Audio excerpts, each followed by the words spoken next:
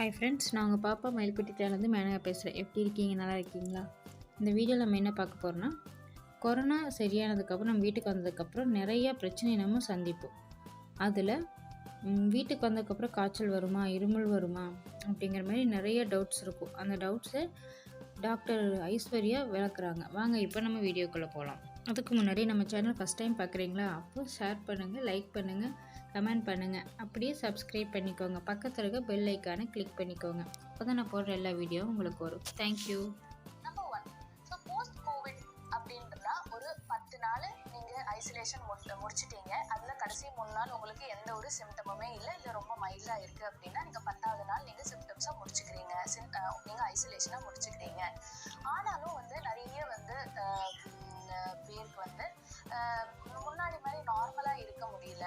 So எல்லாமே முடிச்சதுக்கப்புறமா நான் மாஸ்க்கு எல்லாத்தையும் கழட்டி போட்டு நான் நார்மலாக இருக்கலாமான்னா நார்மலாக அந்த மாதிரி வீட்டில் வேணால் நீங்கள் இருக்கலாம், உங்களோட குடும்ப உறுப்பினரோடு நீங்கள் சேரலாம். பட் ஆனால் வெளியில் போகும்போது கண்டிப்பாக கட்டாயமாக நீங்கள் முகக்கவசம் அணிஞ்சிட்டு தான் போகணும். சோஷியல் டிஸ்டன்சிங் மெயின்டைன் பண்ணி தான் ஆகணும். ஸோ அதில் ஃபஸ்ட் எல்லோரும் என்ன கேட்குறீங்கன்னா, எனக்கு சுவையின்மை இருக்குது, எனக்கு ஸ்மெல் போயிடுச்சு டாக்டர், இது திருப்பி வருமா இல்லை வராமையே போயிடுமா அப்படின்றது. ஃபர்ஸ்ட் ஆஃப் ஆல் ஏன் கோவிட்ல இது சுவையின்மை இருக்குது அப்படின்னு சொல்கிறேன். முதல்ல நமக்கு இந்த கோவிட் வைரஸ் நம்ம நேசல் பார்த்து அந்த துவாரம் வழியாக நேசல் துவாரம் வழியாக தான் உள்ளே போகுது. அப்போது அங்கேருந்து பிரெயினுக்கு இந்த ஸ்மெல்லையும் டேஸ்ட்டையும் கொண்டு போகிற ஆல்ஃபேக்டரி ரிசெப்டர்ஸ்னு சொல்லுவோம்.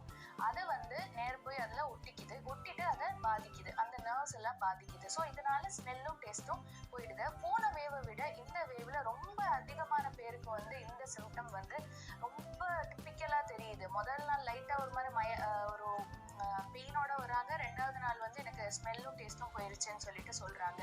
ஸோ இது கடைசி வரைக்கும் அப்படியே தான் இருக்குமா அப்படின்னு சொல்லிட்டு கேட்டிங்கன்னா இல்லை. இதோட குட் நியூஸ் என்னன்னா 90% பேருக்கு பார்த்தீங்கன்னா next 2 weeks after recovery within 1 மந்த்குள்ளவே வந்துடும். உங்களுக்கு மேக்ஸிமம் பேருக்கு 2 வாரத்துக்குள்ளவே வந்துடும். ஸோ சில பேருக்கு அதையும் மீறி ஆஸ் லேட்டஸ்ட் 6 மாதம் வரைக்கும்லாம் கூட ரிப்போர்ட் பண்ணியிருக்காங்க ஆய்வுகளில். பட் மெஜாரிட்டிக்கு வந்துடும். ஸோ இதை பண்ணுறதுக்கு ஏதாவது டேப்லெட்ஸ் இல்லாட்டி மெடிசன்ஸ் இருக்கா டாக்டர் அப்படின்னு சொல்லிட்டு கேட்பாங்க. அன்ஃபார்ச்சுனேட்லி அதுக்கு எந்த டேப்லெட்ஸுமோ மெடிசன்ஸுமோ கிடையாது. அதுக்கு பதிலாக ஆல்ஃபேக்டரி ட்ரைனிங்னு ஒன்று இருக்குது. அதாவது நம்ம ஸ்மெல் சின்ன வயசுலலாம் இது இந்த மாதிரி வாசனை இருக்கும் அப்படின்னு சொல்லிட்டு நம்ம சின்ன குழந்தைங்களுக்குலாம் சொல்லி கொடுப்போம் இல்லையா? அதே மாதிரி தான் கிட்டத்தட்ட உங்கள் பிரெயினை திருப்பி இந்த ஸ்மெல்லுக்கெல்லாம் ட்ரெயின் பண்ணுறீங்க. ஸோ முக்கியமான ஒரு விஷயம் என்ன கவனிக்கணும்னா, உங்களுக்கு ஸ்மெல் திருப்பி வர ஆரம்பிக்கும் போது ஒரு மாதிரி துர்நாற்றம் மாதிரி வர ஆரம்பிக்குது. என்னென்னலாம் பேஷண்ட்ஸ் எங்ககிட்ட சொல்கிறாங்கன்னா, ஒரு மாதிரி எரிஞ்ச ஒரு எரிஞ்ச கட்டையோட ஸ்மெல் வருது, இல்லாட்டி செத்து போன எலியோட ஸ்மெல் வருது, இல்லாட்டியும் ஒரு மாதிரி வேற மாதிரி வித்தியாசமான ஸ்மெல்லாம் வருது. அப்படின்னா உங்களுக்கு ஸ்மெல் திருப்பி வாபஸ் வருது அப்படின்னு சொல்லிட்டு அர்த்தம். டேஸ்ட் போகிறதுலையுமே பார்த்தீங்கன்னா எல்லா டேஸ்ட்டும் உப்பு, புளிப்பு, காரம், அதெல்லாம் இனிப்பெல்லாம் போயிடுது. பட் புளிப்பு இன்னும் நிறைய பேருக்கு பெருசாக போகிறது கிடையாது. அந்த கசப்பும் அதே மாதிரி நிறைய பேருக்கு போகிறது கிடையாது. இது பேஷண்ட்ஸ் எங்ககிட்ட சொல்கிறது. ஸோ அது திருப்பி பண்ணணும் அப்படின்னா டேஸ்ட்டுக்கு பர்சே நம்மளால ஒன்றும் பெருசாக பண்ண முடியாது. உங்களுக்கு பிடிச்ச சாப்பாடை நீங்கள் சாப்பிட்டுட்டு you can try to understand the taste. But ஸ்மெல்லுக்கு ஆல்ஃபேக்டரி ட்ரைனிங்னு ஒன்று பண்ணலாம். அதை எப்படி பண்ணலாம் அப்படின்னா, ஆய்வுகள் என்ன பண்ணியிருக்காங்கன்னா, rose oil, lavender oil, clove oil, லவங்கத்தோட எண்ணெய், இது எல்லாத்தையும் பேஷண்ட்ஸை ஸ்மெல் பண்ண வச்சுட்டு கொஞ்சம் கொஞ்சமாக உங்கள் பிரெயினுக்கு ட்ரைனிங் தராங்க. பட் சிம்பிளாக நாங்கள் என்ன சொல்லுவோம் வீட்டில் இருக்கிற பேஷண்ட்ஸ்க்கு அப்படின்னு சொல்லிட்டுனா, வீட்லேயே உங்களுக்கு மசாலா டப்பாவில் பட்டை, லவங்கம், அந்த பட்டை இலை எல்லாம் இருக்கும். அதெல்லாம் நல்ல ஸ்ட்ராங் ஸ்மெல். ஸோ அதெல்லாம் அப்பப்போ 1 to 2 hours நீங்கள் போய் ஸ்மெல் பண்ணிட்டு வாங்க. அப்படி இல்லைன்னா ரொம்ப ஈஸியாக இந்த லெமனோட தோல், ஆரஞ்சோட தோல், சாத்துக்குடியோட தோல், இதுலலாம் நல்ல ஒரு ஸ்ட்ராங் ஸ்மெல் இருக்கும். ஸோ அந்த இதெல்லாம் நீங்கள் ஸ்மெல் பண்ண ஆரம்பிச்சிங்கன்னா, எப்படி ஸ்மெல் பண்ணோன்னா, நல்லா வச்சு ஒரு 20-30 செகண்டுக்கு நல்ல மூக்கு கிட்ட வச்சு நல்லா இழுத்துட்டு 2 hours once இந்த மாதிரி நல்லா ஸ்மெல் பண்ணிகிட்டே வரணும். இதனால என்ன ஆகும்னா, கொஞ்சம் சீக்கிரமே உங்களுக்கு இந்த ஸ்மெல் சென்சஸ் வாபஸ் வர ஆரம்பிச்சிடும். பட் இதுக்குன்னு சொல்லிட்டு எந்த ஒரு மருந்து மாத்திரையும் நீங்கள் எடுக்கணுன்ற அவசியம் கிடையாது. பயப்படாதீங்க. கண்டிப்பாக அந்த நர்வ்ஸ் எல்லாம் போன நர்வ்ஸ் எல்லாம் கண்டிப்பாக திருப்பி வளர்ந்த உடனே உங்களுக்கு இந்த ஸ்மெல் அண்ட் டேஸ்ட் வர ஆரம்பிச்சிடும். வந்துருச்சா அப்படின்னு சொல்லிட்டு பயப்படுவாங்க. அதுவும் வந்து இல்லை. கோவிடோட காஃப் எப்படி இருக்கும் டியூரிங் த கோவிட் இல்னஸ், அது டிசீஸ் இருக்கும்போது 10 நாள்ல எப்படி இருக்கும்னா, முதல்ல தொண்டையில கொஞ்சம் வறட்டு இருமலா வரும். அதுக்கப்புறம் நெஞ்ச சளி மாதிரி வரும் 4வது 5வது நாள்ல. அதுவே வந்து ஒரு நாள் திரும்பி அது வந்து தொடர்ந்து 1 மணி நேரத்துக்கெல்லாம் இரும்பிட்டு இருப்பாங்க, படுக்க விடாம இருமல் வரும். அதெல்லாம் danger signs of covid. But போக போக ஒன்ஸ் நீங்க கோவிட்ல இருந்து ரெக்கவரி ஆயிட்டீங்கன்னா, முக்காவாசி பேருக்கு வந்து இந்த வறட்டு இருமல் தான் இருக்கும். அண்ட் அப்பப்போ அக்கேஷனலா வந்துட்டே இருக்கும். மேபி ஒரு காலையில ஒரு 2-3 வாட்டி, ஈவினிங் ஒரு 2-3 வாட்டி வரும். அது கொஞ்சம் கொஞ்சமா கம்மியாயிட்டே வரும். இது எல்லாருக்கும் ஒரே மாதிரி இருக்காது. ரொம்ப மைல்டா டிசீஸ் இருக்கிறவங்களுக்கு ஆல்மோஸ்ட் ஒண்ணுமே இருக்காது. இதுவே வந்து ஹாஸ்பிட்டல் அட்மிஷன்லாம் போயிட்டு முன்னாடியே நிறைய இருமல்லாம் இருந்தவங்களுக்கு கொஞ்சம் அதிகமாவே இருக்கும். இது கிட்டத்தட்ட ஒரு மாசம் வரைக்கும், ரெக்கவரி ஆனதுக்கு அப்புறம் ஒரு மாசம் வரைக்கும் கூட இருக்கலாம். இது நார்மல் தான். இது ஏன் வருதுன்னு நான் ஃபர்ஸ்ட் சொல்லிடுறேன். நம்பர் 1, இதுக்கான காரணம் வந்து நிறைய நம்ம லங்ஸ்ல வந்து இந்த டெட் செல்ஸ், அப்புறம் அந்த மியூக்கஸ்னா அந்த பசைத்தன்மை இருக்கு இல்லையா சளியில, ஸோ அதெல்லாம் வந்து போய் சேர்ந்துரும். ஸோ இதெல்லாத்தையும் வந்து சேர்ந்தது எல்லாத்தையும் வெளியில எப்படியாவது கொண்டு வரணும். இது வந்து பாடியோட ஒரு டிஃபென்ஸ் மெக்கானிசம் தான் வந்து காக் ரிஃப்ளெக்ஸ்னு சொல்லுவோம். பாடி தன்னை தற்காப்பு பண்ணிக்கிறதுக்கு இந்த உள்ள இருக்கிற அழுக்கள் எல்லாத்தையும் வெளியில வந்து புஷ் பண்ண ட்ரை பண்ணுது. ஸோ அப்போ வந்து உங்களுக்கு இந்த மாதிரி இருமல் வந்துட்டே இருந்து உள்ள இருக்கிறதெல்லாம் வெளியில வருது. 2வது, லங்ஸை சுத்தி இருக்கிற அந்த நர்வ்ஸ் எல்லாம் வந்து ரொம்ப சென்சிட்டிவா ஆக ஆரம்பிச்சுட்டு, கொஞ்சம் ஏன்னா ஒரு டிசீஸ் வந்துட்டு போனதுக்கு அப்புறம், இது இந்த வைரஸ்க்கு மாத்திரம் இல்லை, நிறைய வைரல் நிமோனியால பேஷண்ட்ஸ் கேட்டிங்கன்னா அதுக்கப்புறமும் வறட்டு இருமலோட வருவாங்க. ஸோ பிகாஸ் இந்த நர்வ்ஸ் ரொம்ப சென்சிட்டிவா இருக்கு. 3வது, அந்த காத்து கொண்டு போற அந்த பாதை பிராங்கஸ் அப்படின்னு சொல்லுவோம், அது வந்து நல்லா வீங்கிரும், பிராங்கைட்டிஸ் அப்படின்னு சொல்லுவோம். ஸோ இதனால வந்து சில பேருக்கு வந்து வீசிங் மாதிரியான சில விஷயங்கள்லாம் கொஞ்சம் அதிகமாக வாய்ப்பு இருக்கு. ஸோ 3 விதமா இருக்கு. ஒன்று வறட்டிருமல் இருக்கும், இன்னொன்று அந்த மியூக்கஸ் சளி கலந்த வந்து ஒரு லைட்டா ஒரு இருமல் அப்பப்போ வரும், இல்லாட்டியும் வந்து வீசிங்கோட வரும். ஸோ அதுக்கு ஏற்ற மாதிரி உங்க டாக்டர் வந்து மெடிசன்ஸ் தருவாங்க. நீங்க போய் கேட்டீங்கனாலே முக்கால்வாசி பேருக்கு காஃப் சிரப்லயே சரியா போயிடும், மைல்டா அப்பப்போ இருக்கும். இதை ப்ரொடெக்ட் பண்றதுக்கு நீங்க வீட்டு வைத்தியமா ஏதாவது பண்ணலாம்னா, ஹனி, ஜிஞ்சர், ஒரு மெது தண்ணியில வந்து இதை போட்டு நீங்க அப்பப்போ குடிச்சிட்டே வந்தீங்கன்னா, இதுவே வந்து உங்களுக்கு காஃபை கண்ட்ரோல் பண்றதுக்கான ஒரு நேச்சுரல் வைத்தியம்.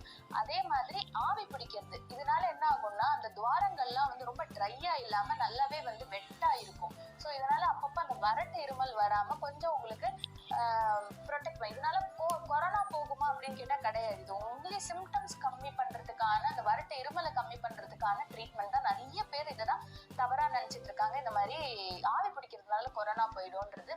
But that is not fully correct.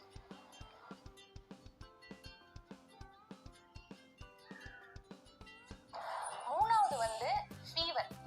Doctor எனக்கு 10 நாள் ஆயிடுச்சு, ஆனாலும் அப்பப்போ இப்போ வந்து டெம்பரேச்சர் இருந்துட்டே இருக்கு அப்படின்னு சொல்லுவாங்க. கோவிட்ல 2 நாளும் ஃபீவர் ரொம்ப மைல்டா தான் வரும். அதுக்கப்புறமாவும் உங்களுக்கு வந்து பாத்தீங்கன்னா டிஸ்சார்ஜ் ஆனதுக்கு அப்புறமா இல்லாட்டி வீட்டுக்கு ஐசோலேஷன் முடிச்சதுக்கு அப்புறமாவும் ரொம்ப மைல்டா தான் இருக்கும். என்ன மக்களுக்கு ரொம்ப பயம்னா, சில பேர் ரொம்ப பயந்த சுபாவமா இருப்பாங்க. ஸோ திருப்பி அவங்க டெம்பரேச்சரை மெஷர் பண்ணிட்டே இருப்பாங்க. ஆக்சுவலி இது மாதிரி பண்ணறதுக்கான அவசியமே கிடையாது.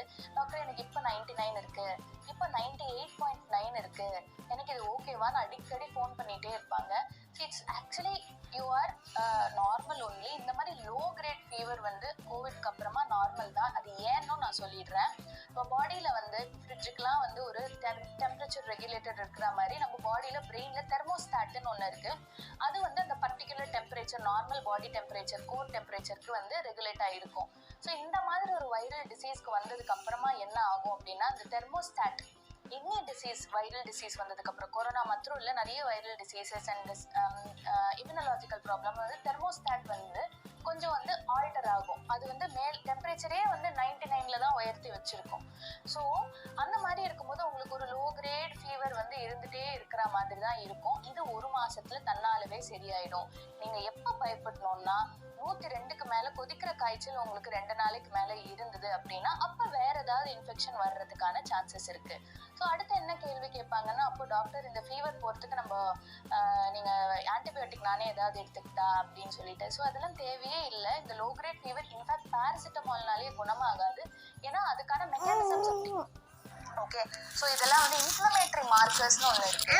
பாடியில வந்து தற்காப்புக்காக வந்து நிறைய இன்ஃப்ளமேஷன் ப்ரொடியூஸ் பண்ணி அந்த வைரல் டிசீஸ்லேருந்து நம்ம பாடியை நம்மளை ப்ரொடெக்ட் பண்ணிக்கும். அந்த மார்க்கர்ஸ்லாம் இன்க்ரீஸ் ஆகும்போது நீங்கள் பேராசிட்டமால் போட்டிங்கன்னா பெருசாக குணமாகாது.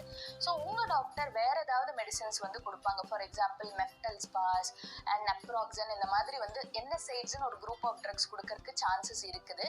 So but still be aware, high grade fever, கொதிக்கிற காய்ச்சல் வந்து நார்மல் கிடையாது. Low great fever less than 100 normal தான். அடிக்கடி டெம்பரேச்சரை பார்த்துட்டு பயப்படாதீங்க. ஸோ அடுத்தது வந்து பார்த்தீங்கன்னா போஸ்ட் கோவிட் வந்து எனக்கு ரொம்ப உடம்பு அசதியாக இருக்குது அப்படின்னு சொல்லுவாங்க. எனக்கு படுத்தே இருக்கணும் போல இருக்குது. இது எதனால அப்படின்னா நம்ம பாடியில் வந்து இந்த வைரல் டிசீஸ் வந்தபோது அதுக்கு எதிர்க்கிறதுக்கு நிறைய சைட்டோகைன்ஸ் அப்படின்ற சில கெமிக்கல் இதெல்லாம் வருது. ஸோ இது நம்ம வைரஸை மாத்திரம் அழிக்காமல் நம்ம பாடியில் இருக்கிற சில நல்ல செல்களையும், எஸ்பெஷலி மசில்ல தசைகளில் இருக்கிற நல்ல செல்களையும் அழிக்குது. இதனால இவங்களுக்கு வந்து கழுத்து வலி, முதுகு வலி, தசை வலி, குதிகால் வலி, பின்னாடி காஃப் மசில்ஸு அந்த வலியெல்லாம் ரொம்ப இருந்து ரொம்ப சோர்வாகவே எல்லாருமே இருப்பாங்க. இது போகிறதுக்கு கிட்டத்தட்ட வந்து ஒரு 4 வாரம் 1 மாதம் கூட ஆயிடலாம். இதை நினச்சி வந்து ரொம்ப பயப்பட வேண்டாம்.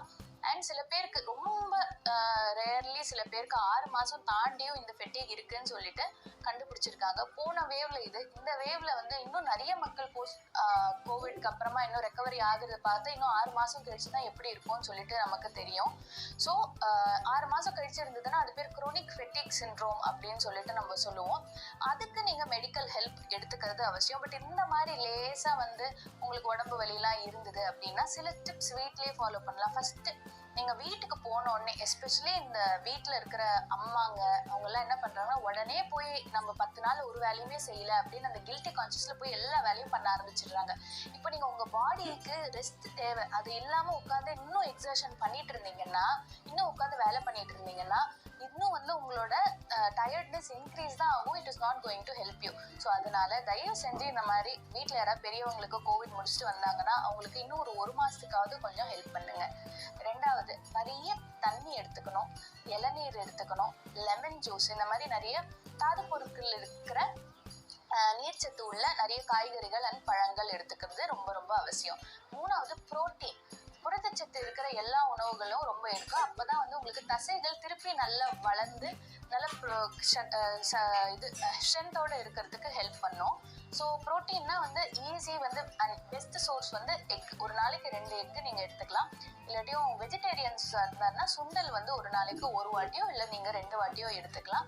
அப்பப்போ நீங்கள் தண்ணி குடிக்கணும். அது தவிர இல்லாமல் வந்து யோகா, பிராணாயாமம், மூச்சு பயிற்சி இதெல்லாம் வந்து உங்களுக்கு ஃபெட்டிக்ல இருந்தும் ப்ரிவென்ட் பண்ணும். இன்னொரு வீடியோவில் செப்பரேட்டாக என்ன ப்ரீத்திங் எக்ஸசைஸ் பண்ணணும் அப்படின்றத நான் சொல்லுறேன். பட் இதெல்லாம் வந்து very very simple tips to get over the fatigue. இதுக்கு ஏதாவது மெடிசன்ஸ் இருக்கா அப்படின்னு சொல்லிட்டு கேட்டிங்கன்னா, unfortunately we don't have a lot of medicines. So only symptomatic treatment. ரொம்ப உங்களுக்கு உடம்பு வலின்னா உங்கள் டாக்டர் கிட்ட போய் மெடிசன் எடுத்து பார்க்கலாம். பட் ஆனால் இது லைஃப் ஸ்டைல் மாடிஃபிகேஷன். உங்கள் வாழ்க்கை முறையை மாற்றினாலே இந்த சிம்டம்ஸ் எல்லாம் உங்களுக்கு கண்டிப்பாக போயிடும். ஸோ இந்த வீடியோவில் உங்களுக்கு ரொம்ப பேசிக்காக நடக்கிற டவுட்ஸ் எல்லாம் நான் கிளியர் பண்ணேன்னு நினைக்கிறேன். இதுக்கு அடுத்த பார்ட்டும் இந்த வீடியோ உங்களுக்கு யூஸ்ஃபுல்லாக இருக்கும்னு நான் நினைக்கிறேன். அப்போது லைக் பண்ணுங்கள், ஷேர் பண்ணுங்கள், கமெண்ட் பண்ணுங்கள். நம்ம சேனலை சப்ஸ்கிரைப் பண்ணிக்கோங்க. பக்கத்தில் இருக்க பெல் ஐக்கானை கிளிக் பண்ணிக்கோங்க. தேங்க்ஸ் ஃபார் வாட்சிங்.